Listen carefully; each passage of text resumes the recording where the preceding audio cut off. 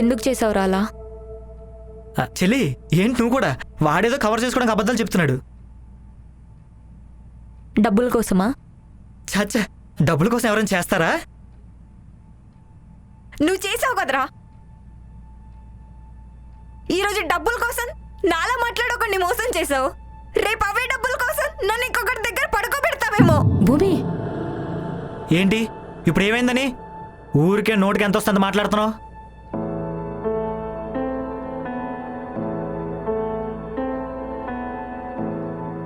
అంటే నువ్వే చేసావా? చెప్పరా, నాన్న అడుగుతున్నారు కదా. చేశాను. ఇప్పుడేంటి? నేనేమన్నా చిన్నపిల్ల ఉన్నా కొడుతున్నారు? ఎందుకు చేసావురా? ఏం చేయమంటారు ఇంక నన్ను?